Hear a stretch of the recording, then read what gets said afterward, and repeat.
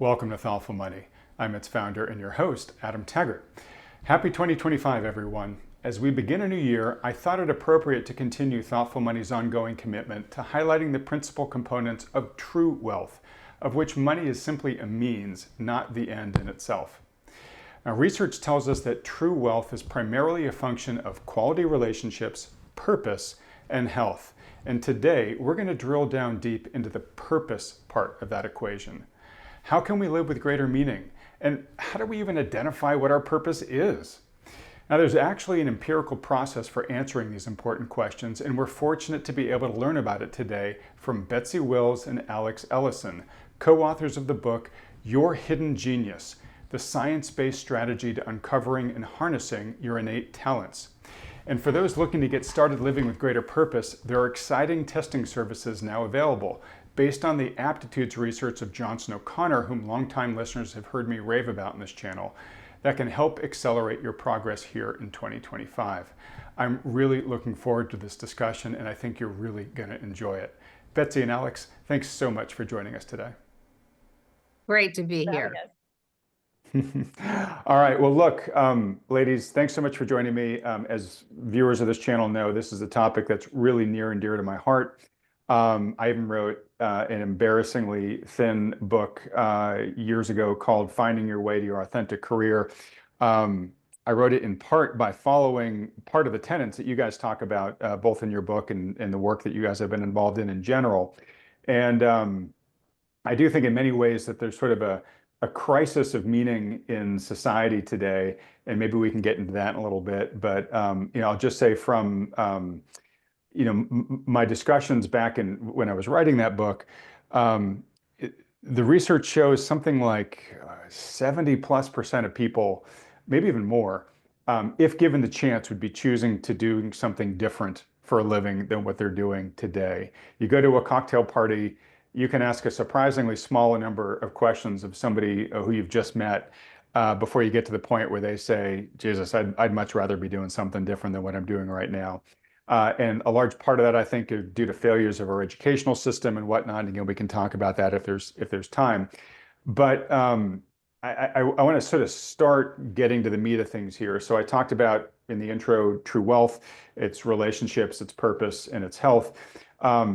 Purpose is a really tricky one for people because in a lot of ways, people, sure, think it sounds great. Yeah, I'd love to be living my purpose. I just don't know what it is. Right. So, I mentioned this fellow, Johnson O'Connor, the research work that he did that kind of helped people learn about their purposes was all based on aptitude. So why don't we start here? What is the process of finding out what your purpose is? And these things called aptitudes, what are they? And Betsy, you and I have known each other for a good while now. Let me let you start the conversation here, and then Alex will bring you in. Well, so Adam, to most people, this is a complete mystery. And the word aptitude has been so conflated by the SAT or personality assessments or interest assessments, all the different things that we think we take. But it boils down to this. Aptitudes are actually our innate abilities that we're born with. Think of it as your brain's kind of hardwiring. It's not a skill that you learn. It's the kind of the seed of your skill. And most people don't even realize that these can be measured. So Johnson O'Connor back in the 1920s sort of started tinkering around with this when he was working at GE. And they were literally trying to figure out, why is it that some people can put the widget on the, whatever you call it, the, conveyor belt faster than other people, and so they started to look at that. Like some people just have this talent with their hands. And this kind of grew and grew until they realized there were over 52 different aptitudes that they could measure.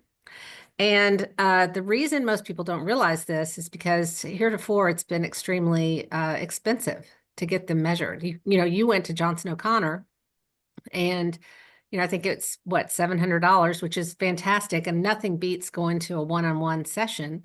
But today, fortunately, this kind of assessments can be accessed for much less money. And so it's kind of a growing trend that people are understanding. And when you understand what your innate abilities are, or these seeds of your skills. And I'm talking about things like your spatial ability or inductive reasoning or some people's musical talents. All these things can be measured and give us a much clearer view of where we can learn fastest and be much more satisfied in our jobs, which really comes down to purpose. Okay, so we could talk not just for the whole hour, but probably for several Mhm. hours, going in depth of the sort of the foundational aptitudes that are out there. Um, in your book, you sort of have the section called your core four. Right. So why don't we, if we can, let's just dive into that because I do want to make these aptitudes as concrete as possible so they kind of know Sure. what we're talking about. But let me just give an analogy before I let you run there. So um, I'm from a family of doctors. Mhm. So clearly there are, some analytical elements that run through my gene pool that kind of, you know, make us wired for that type of career.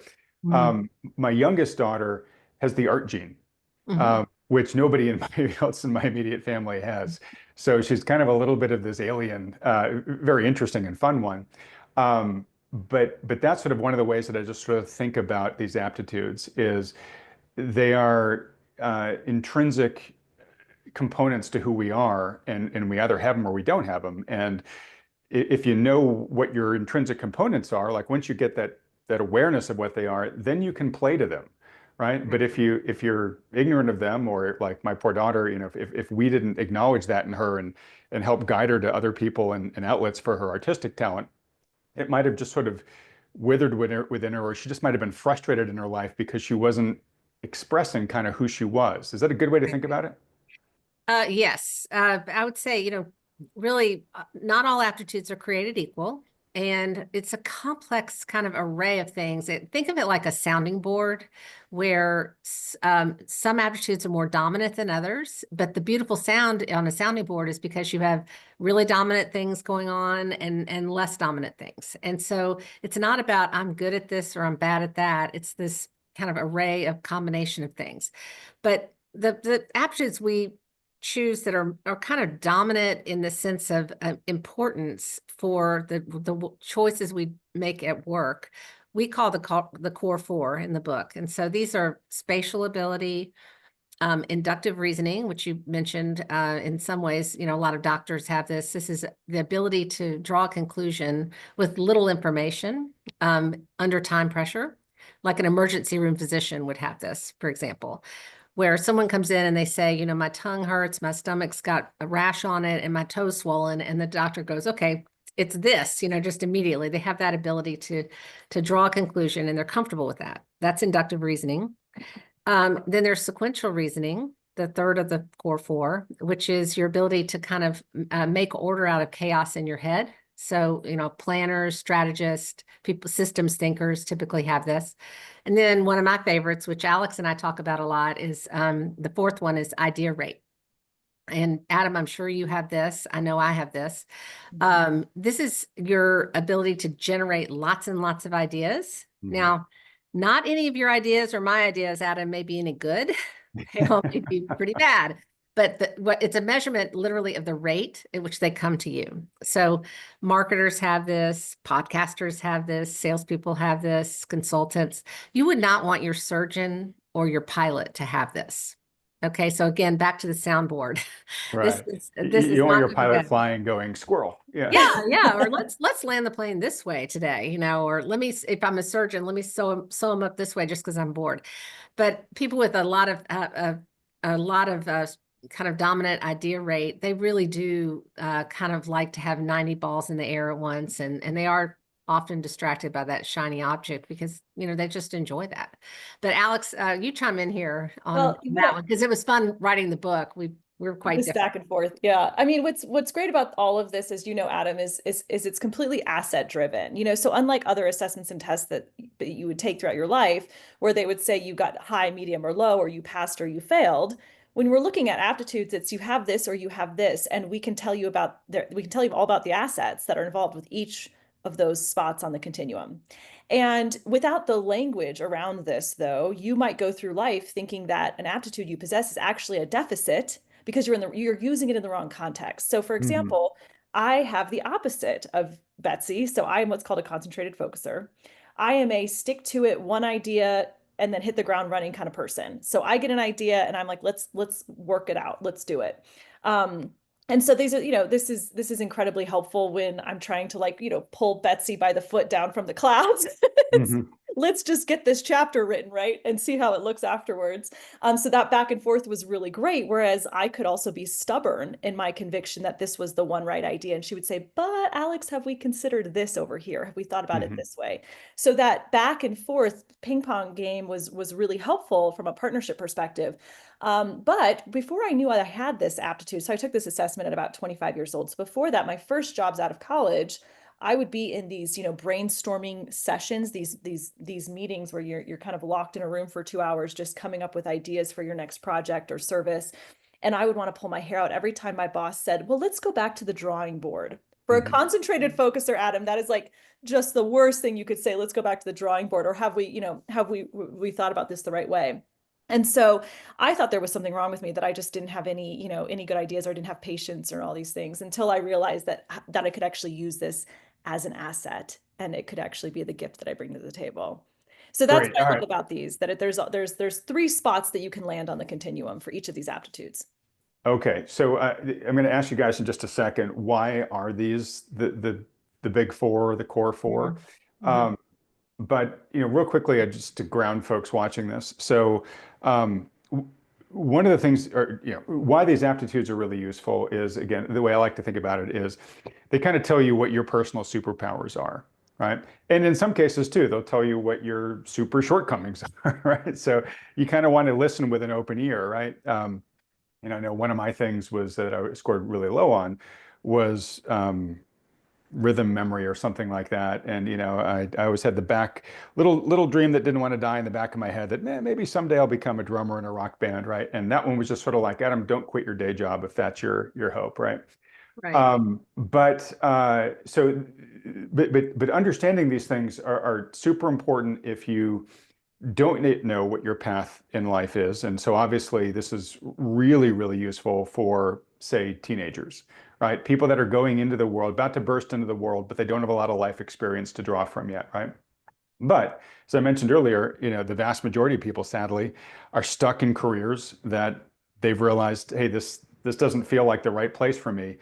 I just don't know where to go next, right? So again, this type of information can be really helpful in saying, well, if these are my key attributes, I got to start looking for environments that are a good fit with those attributes. And even if you're not looking, say, necessarily to career switch, this can be really helpful in the way that Alex just mentioned, which is I can be much better within my existing lane. Like even if I stay in this job, even if I stay in this industry, if I understand myself better, I know how to show up better in the workplace to play to my strengths.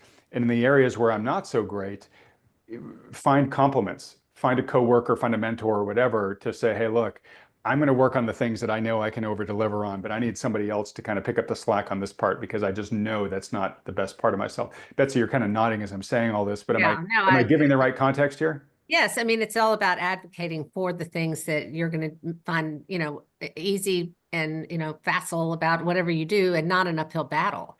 Because a lot of us spend our time, we've valued the nurture versus nature. If you think about that debate so much, Hmm.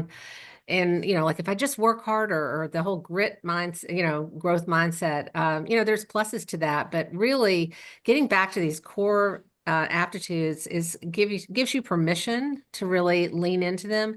And again, I do think it's important to remind everybody an aptitude is not a skill. So when you know what your kind of treasure chest of aptitudes are, you can apply learning to those and let them grow. And if, for instance, if you have a strong aptitude in spatial ability, if you were to join a graphic design course, or, take landscape design, or build a Lego set, it's going to come more easily to you, and it'll come faster to you. That feels good. Mhm. That's satisfying. And so letting go is almost as important as Yeah. leaning in, when you know what these aptitudes are. So absolutely, and I mentioned that sort of book that I wrote a long time ago. Mhm. Um, in my research for it, as a complement to Johnson O'Connor test and stuff like that. There were all these exercises, and a number of them were like, think back to your earliest memories of when you were doing something that just really fulfilled you, right? And this could be when you were 2, 3, right? Sure.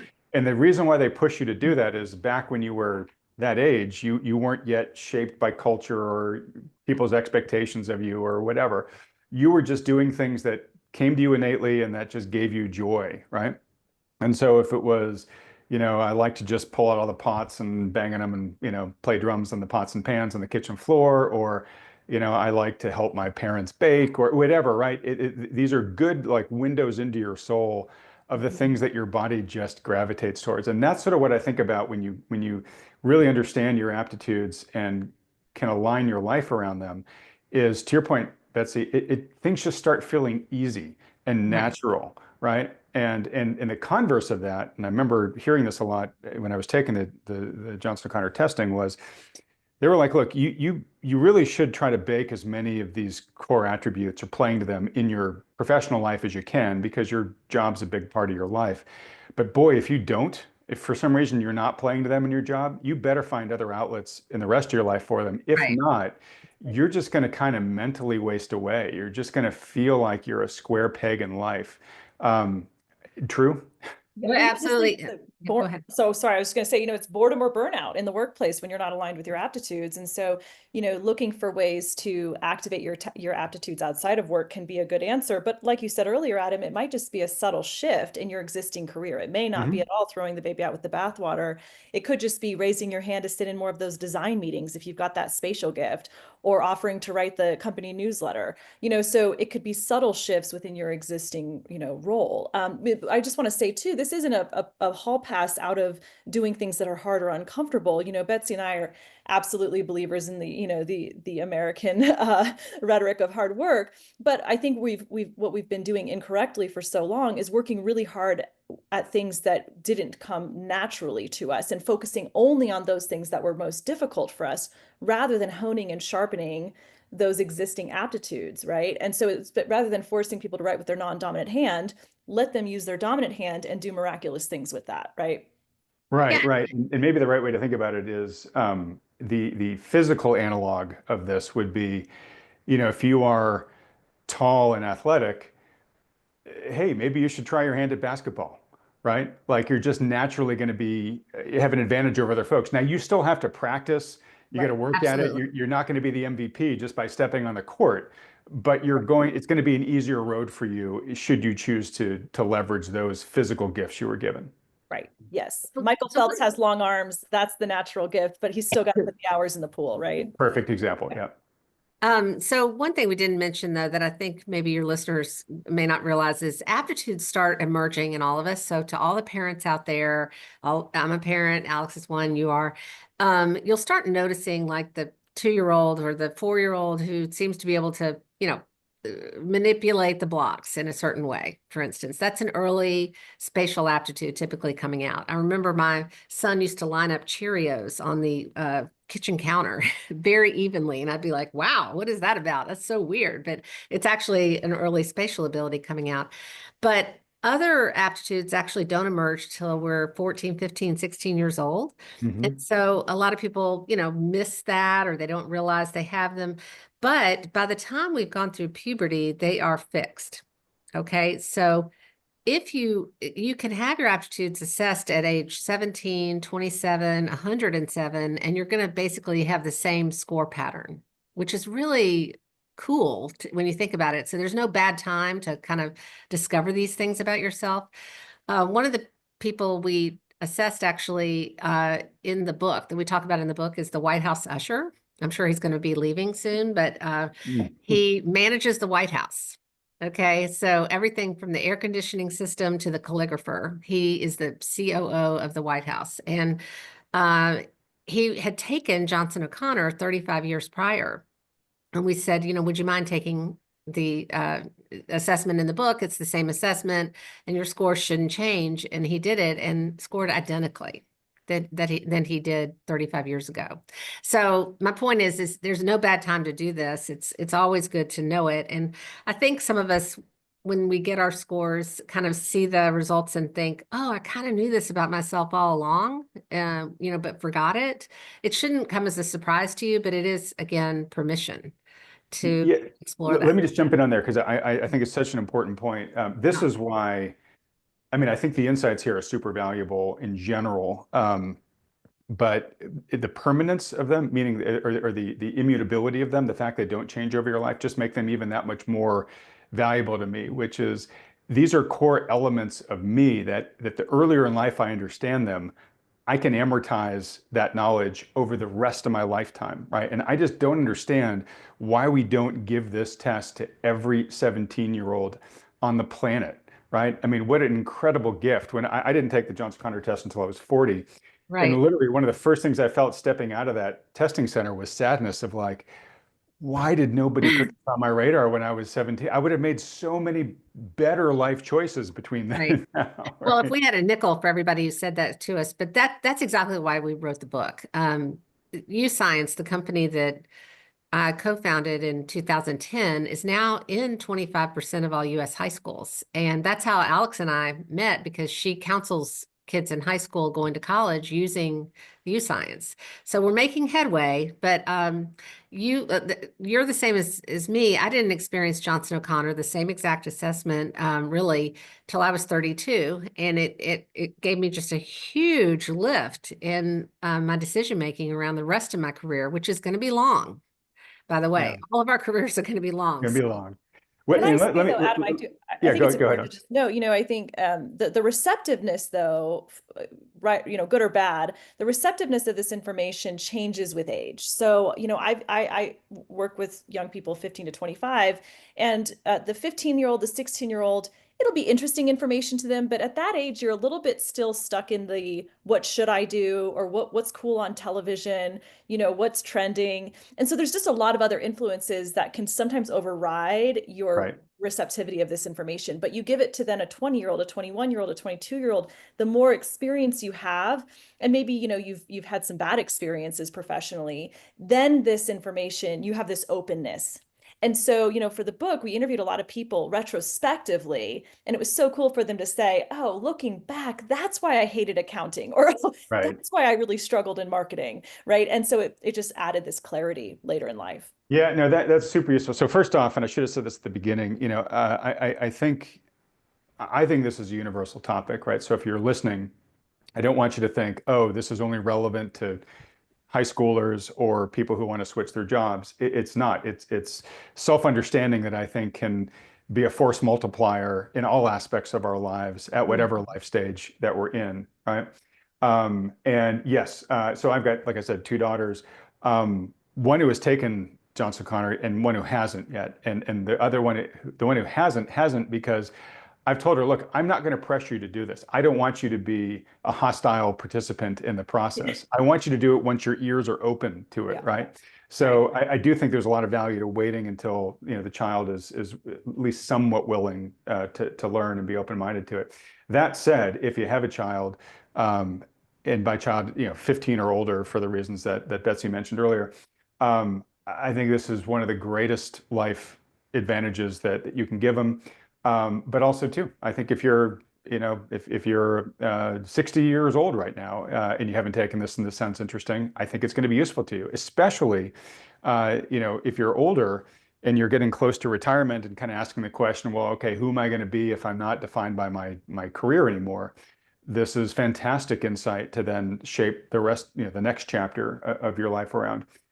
So just one quick, uh, you know, point of real endorsement of all this from me.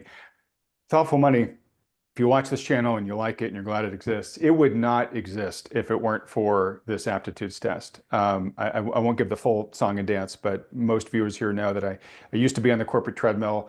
I was VP of marketing for North America for Yahoo, a big job on paper, but very unhappy there, and didn't realize why I was so unhappy until I got all the testing scores and realized it just wasn't in a good fit position for somebody like me.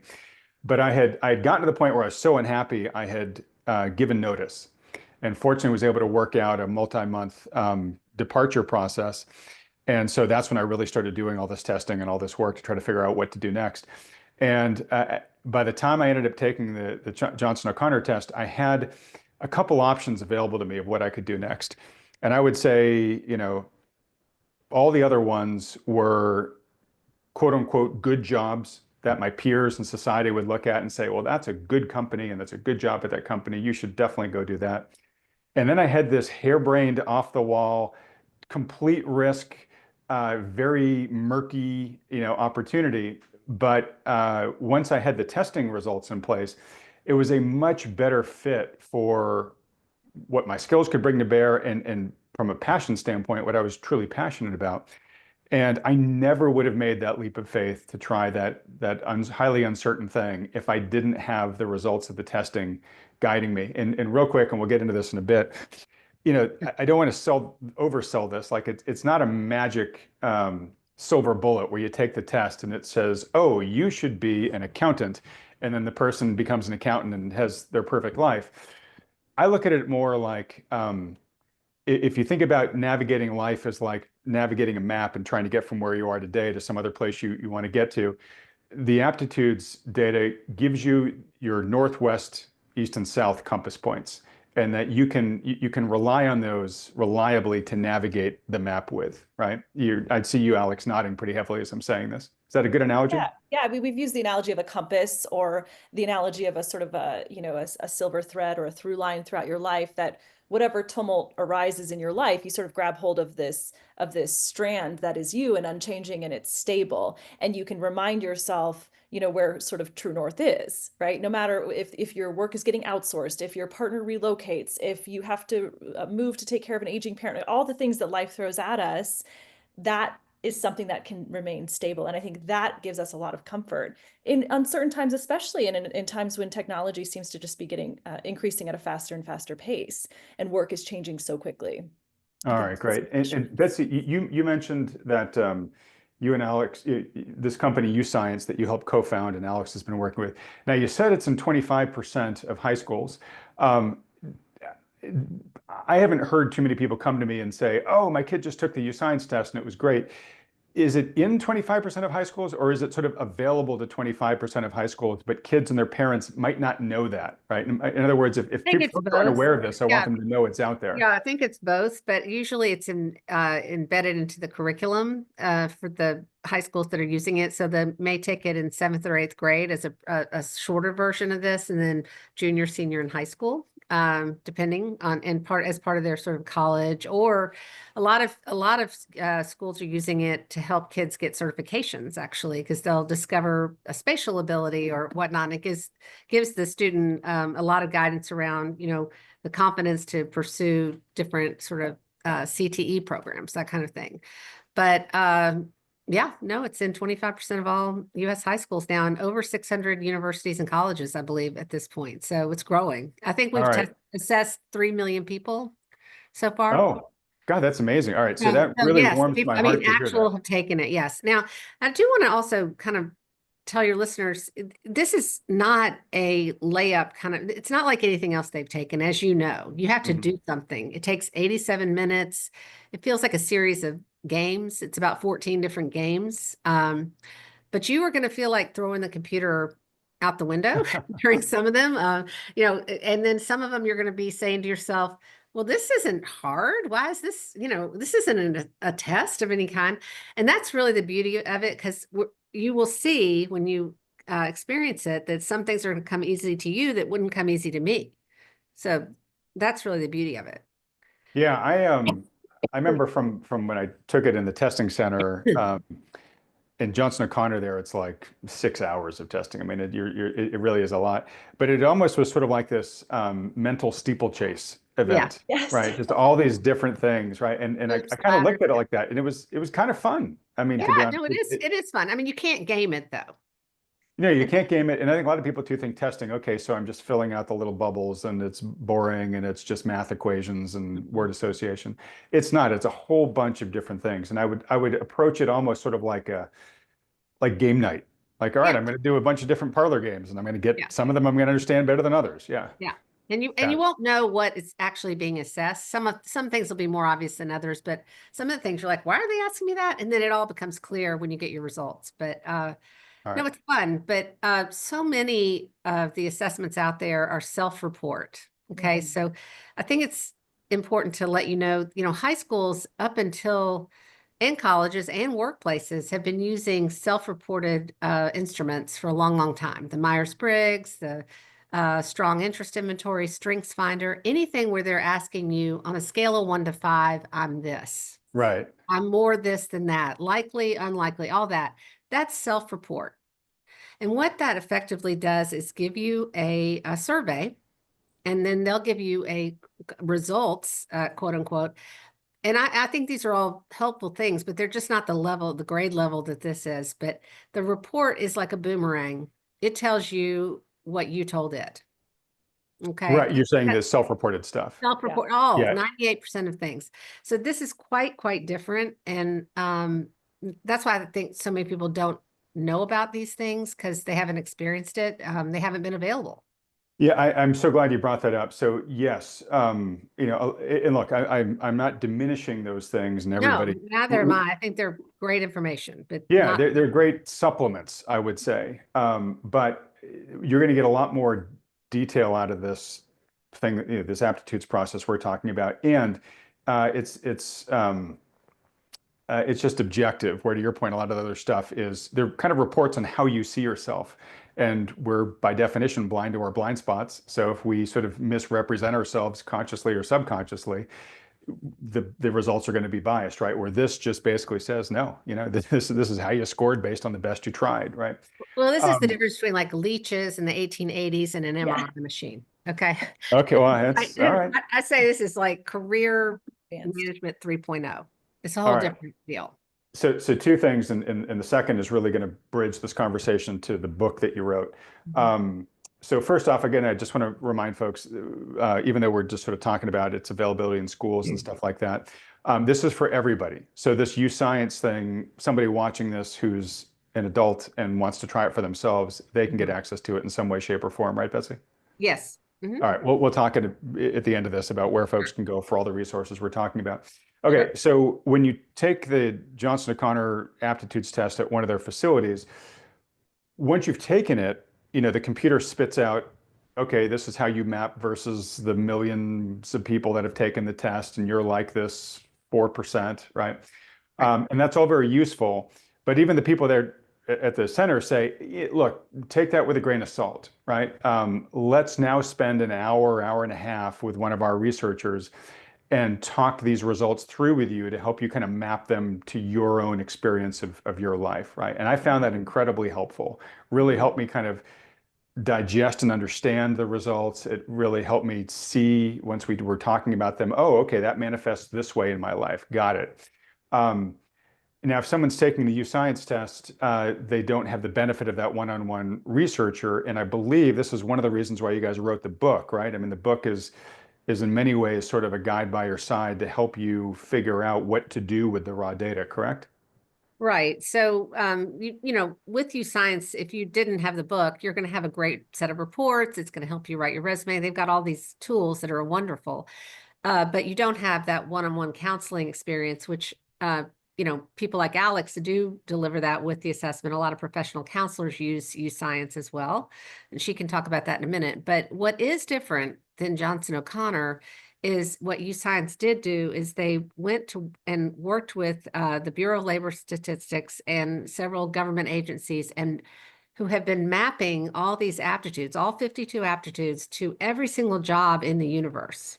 Okay, there's this database called ONET that's sitting there.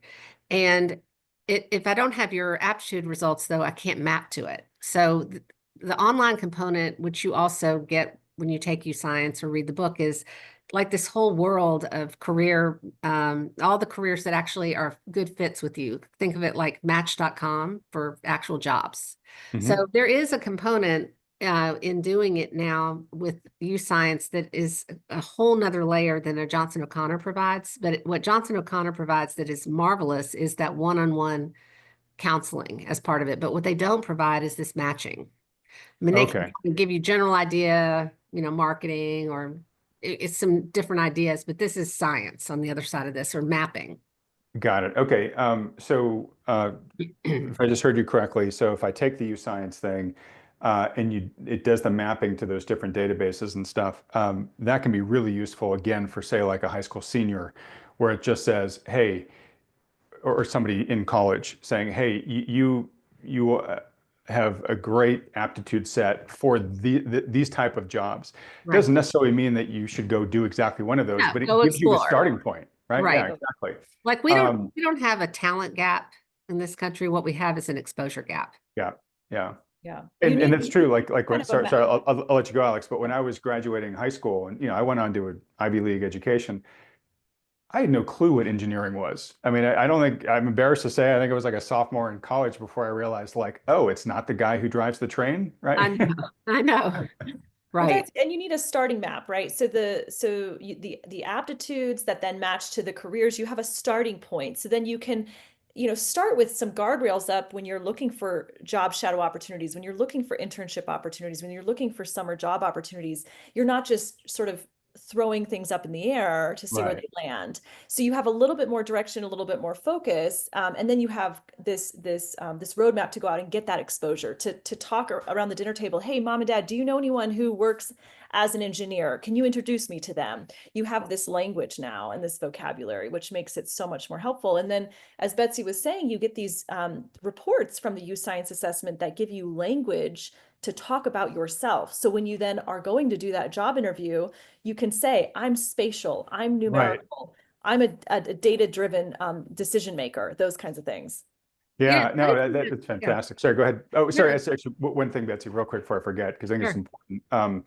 I think you were saying this earlier, Alex.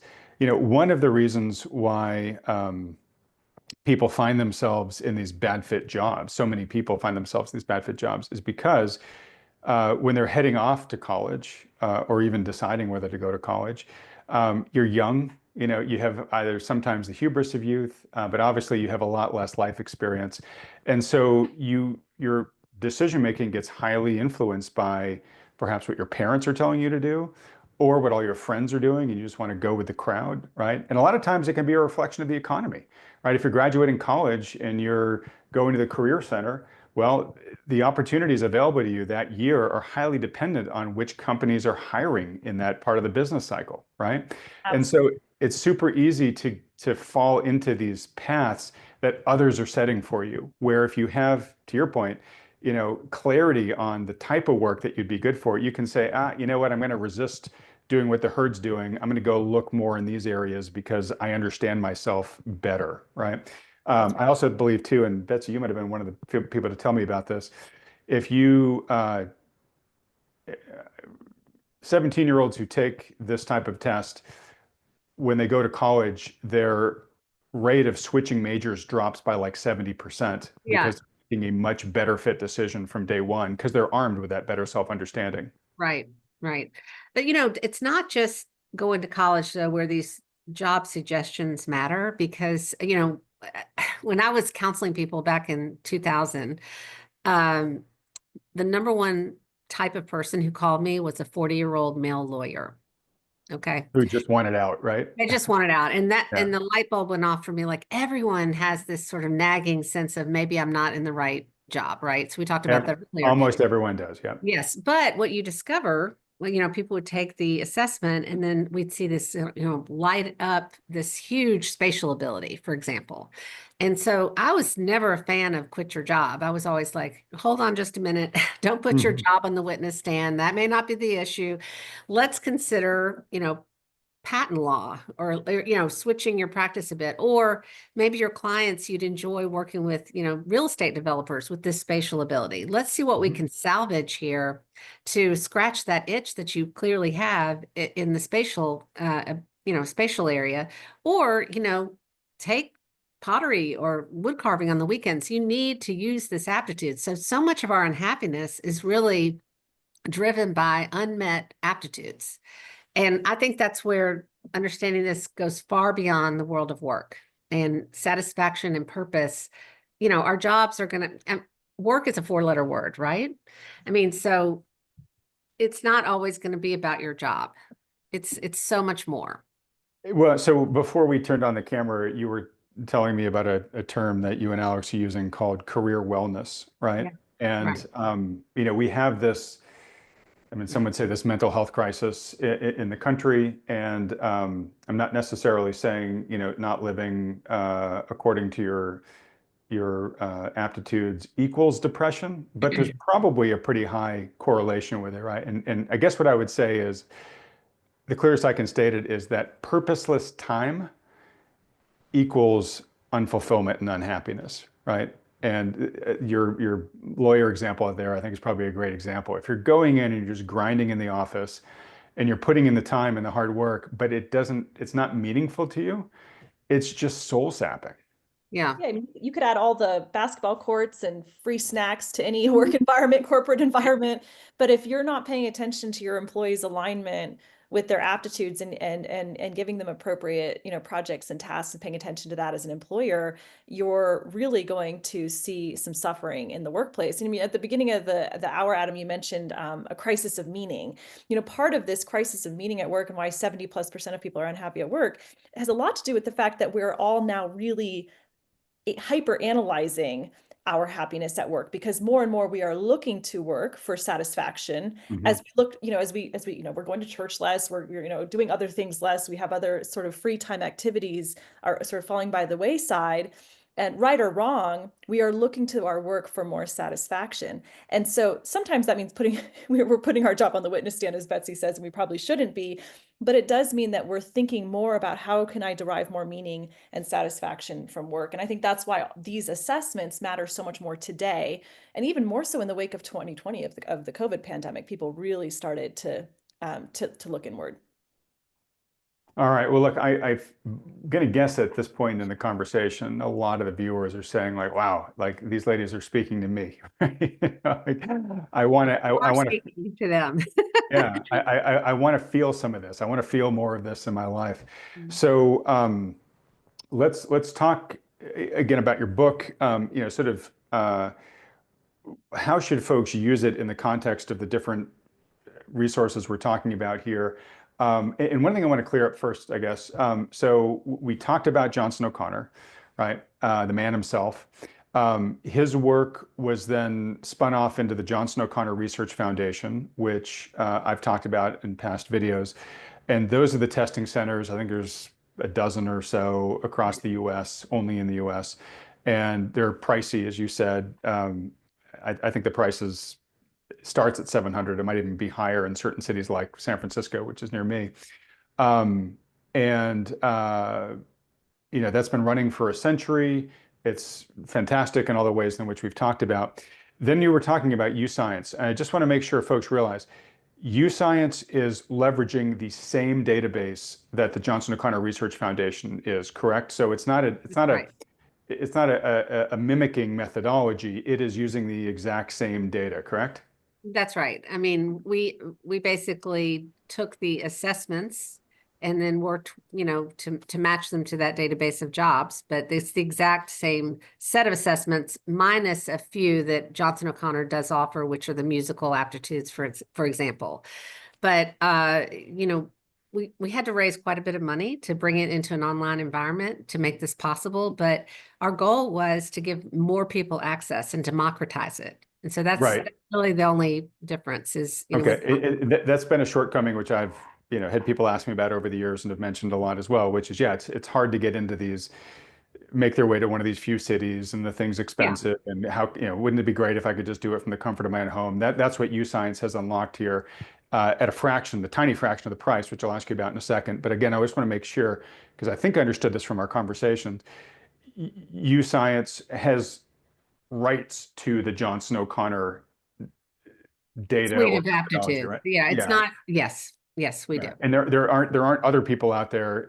This is sort of it's a bit of a So differentiating you can't factor just too, come right? up with these things on the fly. Yeah. Each question is tested against, I think, 30,000 people of all ages and stages, colors and creeds, and then every combination of questions. I mean, these assessments, when you're science back like this, they take a lot to come up with. So Yes, we took those assessments that had been proven and studied for a long, long time by psychometricians and brought it into an online environment, retested it because we wanted to make sure our users got the same experience they would at a Johnson O'Connor, and then took the extra step of mapping it to these jobs. So I Okay. would say it's, supercharged. However, I would always say I'm a huge fan of Johnson O'Connor because if you can afford to go and have a consultant sit down with you and go through your results, I mean, that's fabulous. It really is. It is great. As We'll close as call that kind of the Rolls-Royce treatment. Yeah. But fast forward to the price. Ballpark, if someone takes the science test, how much does it cost? Well, the book, we've included a special code with each book to have access to the assessment for free. Okay, fantastic. So you can do this for free. You buy the book, and again, we'll get in all the details, but book's going to set you back what? $29. Yeah, okay. So $29 versus $800. I just want to let folks sort of see the difference that we're talking about here. Now, you don't get absolutely everything you get from the Johnson O'Connor in-person research foundation, but in your mind, I think you would say what? You get at least 85, 90 At plus least, percent. yeah. Yeah. And more, and then the book is gonna, we wrote it to make you have the experience of stories of other people who have taken it across your set of aptitudes. So as you can see, we interviewed about 80 different people who took it, and the book is all about the stories of the aptitudes and how it plays out in different people's lives of different ages and stages. All right, so let's roll up our sleeves and dig into that for a bit then. Okay, so I could walk into Johnson O'Connor's testing centers and for $800 and 2 days worth of testing, get the Rolls-Royce treatment. Otherwise, I can take the U-Science test. But if I read Betsy and Alex's book, I can take the U-Science test for free, and I get what else? Like what is the book catalyzing here? Well, I think it's a great book, but I want to have you guys yeah. tell people. Betsy and I were really clear. We did not want to, spend, what does it take you to listen to this book on Audible? I think it's 7 hours, of your reading time, just sort of giving you advice and sort of preaching to you. We knew that for this stuff to sink in, you needed to see it in other people's lives. So we, for 5 years, interviewed dozens and dozens of people from all walks of life. From, as Betsy said, the White House usher to celebrity chefs to YouTubers who are going viral to, my mom who's a chef to, people who were just out of high school, ages, I think 18 to 70 was our range. So really a huge swath of people. And you get to see how these aptitudes are showing up in their lives, but also where these aptitudes were not being used in previous careers or in previous stages of their lives, and how that led to some discontent and dissatisfaction. So these aha moments that these case studies experience. So that's really what this is chock full of. Okay, so it's basically it's the modeling, right? It's when you have your results, these are the ways you can use it to bring your life from some place of not full fulfillment to much better fulfillment. Right. So you'll go on. It's really a book in two parts. The first part explains the history of this, as we've talked about a lot in this podcast. And then you get to about chapter 3 and it says, okay, you're ready to go take the assessment. And there's a code on the back of the book that everybody can go online to yourhiddengenius.com, sign up, then take the 87-minute assessment, which we recommend doing in 2 sittings. Have fun, relax. It gives you a lot of instructions. And then come back to chapter 4, and we're going to go through each of the aptitudes that were assessed. And we talked about the continuum. So each aptitude, you're going to score sort of on the right, the middle, or the left. Okay. And anywhere you score, it's all good. But we talked about the positives for each score you have, the challenges you may have, and the opportunities around your jobs as well as your avocations. So we really are attacking the whole whole of your life, back to the career wellness idea.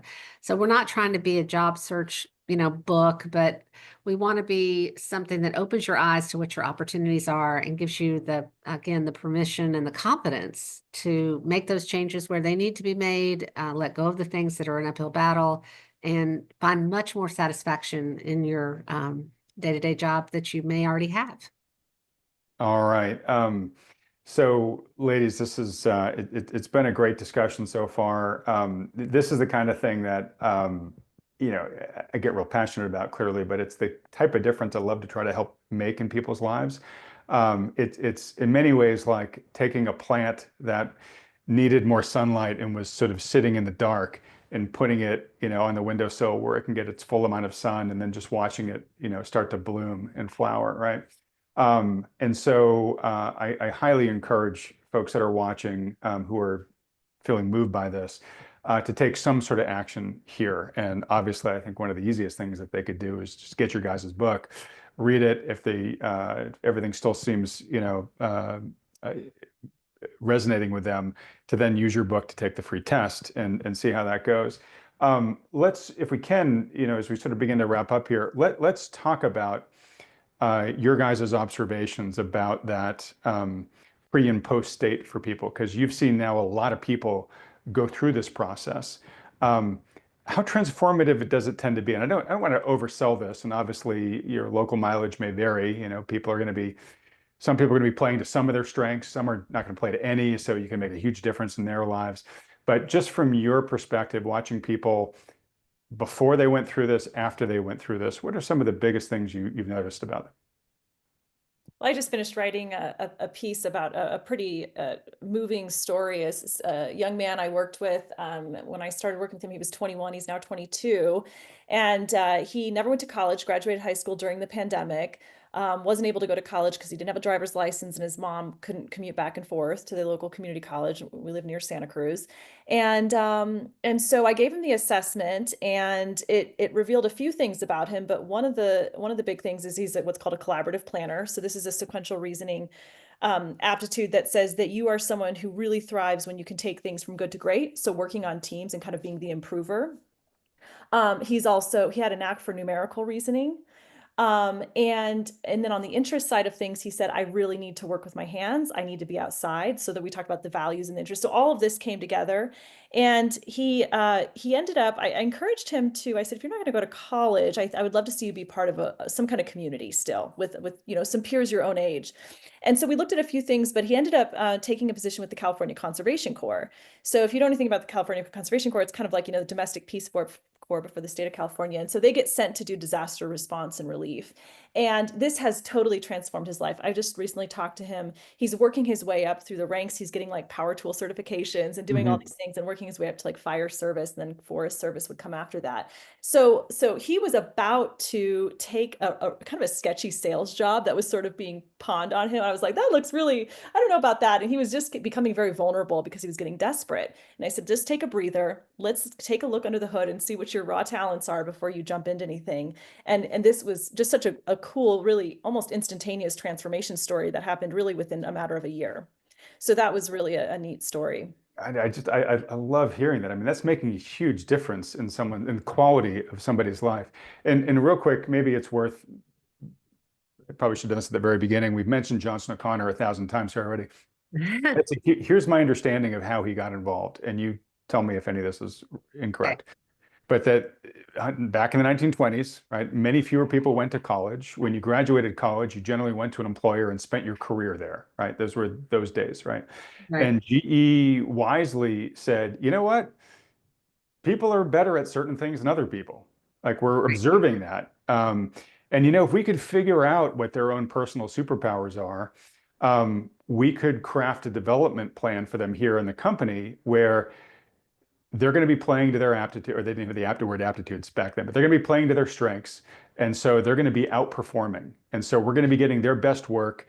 We'll be recognizing them for it, promoting them.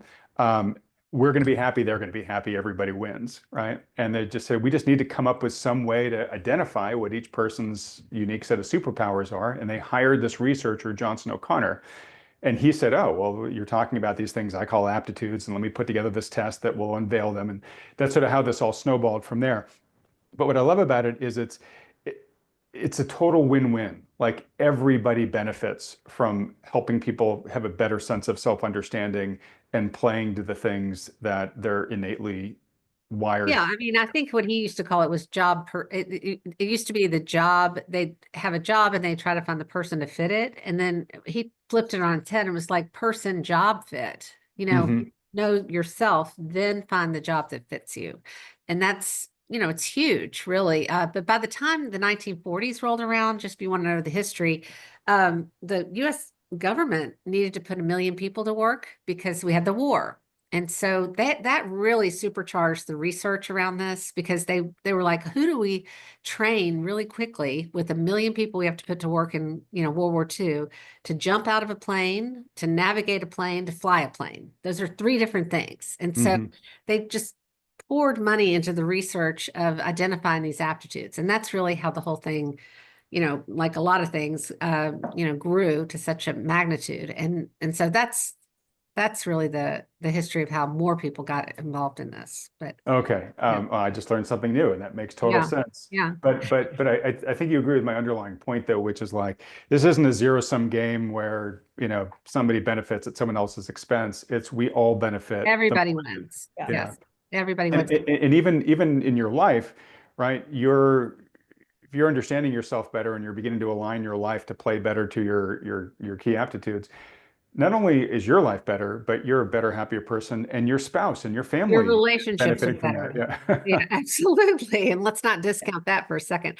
I loved hearing Alex's story. I'll tell a story further down the line about a man who was a bond trader who used this. And, he loved the urgency of the bond trading, floor. And he needed that. He had high inductive reasoning where, he had to make snap decisions all the time. And when he retired, I mean, he was really not well, actually, his company was bought out. So he was only like 50, but he had enough resources not to, have to work, 8-hour days. And what he ended up doing was volunteering as an EMT, Mm. and is so happy doing that. He found sort of an avocation that gave him purpose and meaning as well, but it had that same element of like urgency and snap decision making, which I think is really cool to just think about. Mhm. You wouldn't think a bond trader and an EMT would be this, have satisfying work the same way, but that's a good example too. Well, and that's what's so great about I think it's a great example of the aptitudes, which is it's not uh, it's not like you have to be a bond trader, right? Right. That's not what Not job right, that specific. I comes from mean, this thing. Yeah, yes, it's yes, that these are the things that you thrive at, and once you know that, and you can look at the world with that lens on, you can find ways to apply that in all sorts of other different things, right? exactly. Yeah, we haven't really talked deeply about avocations, but I personally think that's one of the most important outcomes of knowing this All because right. Well, we're starting to wrap up here. So, what else do you want to say about no, avocations? I mean, well, we have a whole section on avocations, but sometimes, for instance, your job leaves you. I think about technology and all that's been Sure. changing. And there's a woman who's a graphic designer who, when she started her career, it was really about cutting out paper and laying it on a board. And I don't know Hmm. if you remember, that's the way graphic design used to be. It wasn't Sure. computerized. And when computers took over, which is a long time ago, but she learned it. And, but what she realized was her satisfaction with her job was really less because what she loved was the tactile nature of that Hmm. work before. So she could do the graphic design, she loved the colors, and she could do it on the computer, no problem. She still does. But she, started quilting and, was able to tolerate her job, get enough satisfaction out of it in the day to day. But her avocations is really what made her life, kind of fulfilled. Yeah. Yeah. And so, I want to just tie all this back to true wealth, right? Health, we all get that. Relationships, folks have a pretty good understanding of that, and hopefully, folks, you watched the video I did with my wife, who's the couples therapist. We delve deeply into the success practices for that.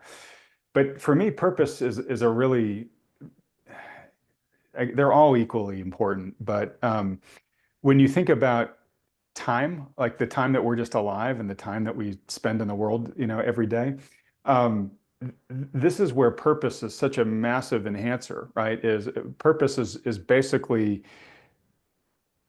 the more you're living in alignment with your purpose, the more happiness, value, whatever happiness quotient you're getting out of every minute of your day, right? Like this one almost amortizes more than any other incremental benefit that you can do.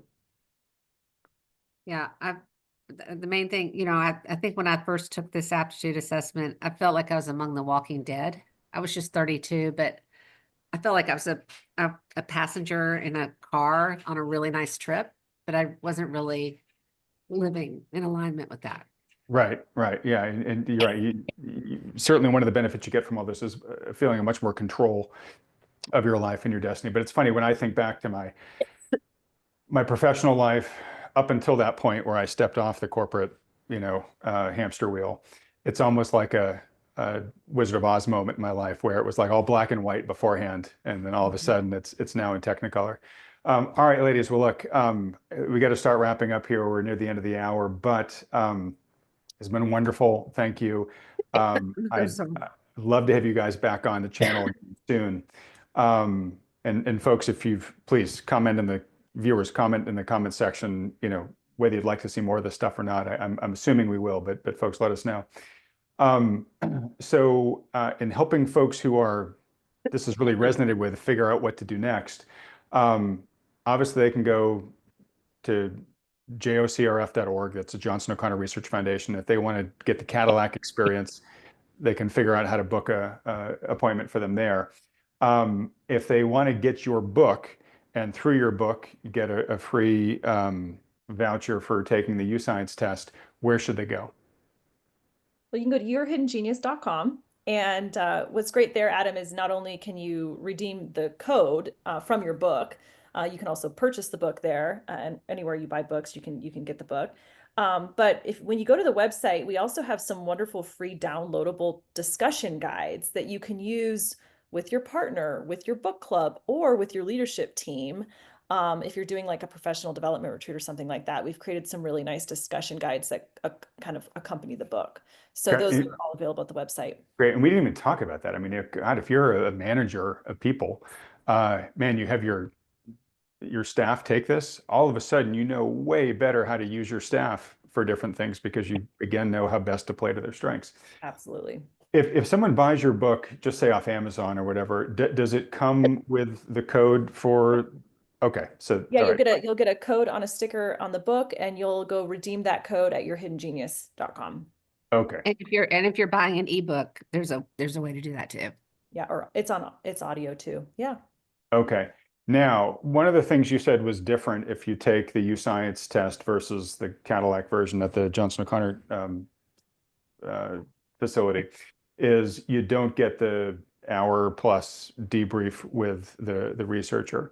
But Betsy, if I heard you correctly, sounds like Alex, maybe you do that for people. So if somebody took the U-Science test for free after buying your book, but wanted to get the benefit of walking through the results with a trained specialist, say over Zoom or something like that, is that something they could do through you or a network of people like you? Yeah, we have some resources, and we can refer to some experts who we really trust and admire, and they have been using Johnson O'Connor or U-Science in their counseling practices. And so if you go to yourhiddengenius.com, we'll have resources for you there. But also, yeah, that's something I do as well. And I'm at alexellison.com. All right, fantastic. So ladies, when I edit this, I'll put up the link to yourhiddengenius.com on the screen, as well as your email address. Ellison, thanks for being courageous enough to offer that up. Folks, I'll also put links to those in the description below this video so you can get to those destinations with one click. Is there anything else that we haven't talked about yet that you think is worth mentioning before I start putting a bow on this discussion? I would just say, whether you do Johnson O'Connor or only the book, get the book, because I think you're going to get a whole nother layer of information no matter what with the book, as well as the Johnson O'Connor, but you can do one of the other. And having read the book, I would totally agree with folks. And again, how much is the book? I think you might have said, but it's $29. $29. Yeah, for less than $30, book plus free U-Science test plus all the benefits from it. Sounds like a slam dunk. All right, ladies, hold on with me one sec. I just got to do a little housekeeping, and I want to give you guys the last word. Folks, if you've enjoyed this conversation with Betsy and Alex, specifically and generally, if you'd like to see us continue this series of exploring the other forms of true wealth beyond money, to continue to do that on this channel, please let us know that by hitting the like button, and then hit the subscribe channel down here, as well as that little bell icon right next to it. But also let me know in the comments section below too, whether these are things you continue to value. Also, a reminder for things around the financial part of your life, just go to thoughtfulmoney.com to enjoy the resources we have there. Click the newsletter link right at the top of the website there. You'll be kept in touch with everything that we're doing here at Thoughtful Money, and/or enter your email address there and schedule one of the free consultations that we offer with the financial advisors you see with me on this channel week after week. And actually, that's not a bad combo to do in 2025, is work on getting more purpose into your life and working on getting your financial condition as optimized as possible to deliver the best 2025 that you can for you and your financial wealth. All right, ladies, thanks so much for wading through that. Most people watching this are probably in that 80+% of people that are wishing, if given a second chance at life, they probably would have gone into something a little bit different, maybe even a lot bit different than what they're currently doing now. Beyond the things we've talked about today, is there any parting bits of advice you'd like to give people about finding their purpose? It's never too late. We're living longer, and we're changing careers more frequently than ever before. And you could let that scare you, but you can also look at it as numerous opportunities. So yeah, never too late. Even if you're feeling satisfied in your work right now, I think what people will discover taking this assessment is there are subtle pivots that they could make to bring even more fulfillment to their vocational and avocational lives. Great. Betsy? I think I'm going to let that be the last word. Perfect said. All right. All right. Well, ladies, look, thanks so much. Really appreciated this. Look forward to having you back on this channel again soon. Thank Thank you. you so much, Adam. All right. And everybody else, thanks so much for watching.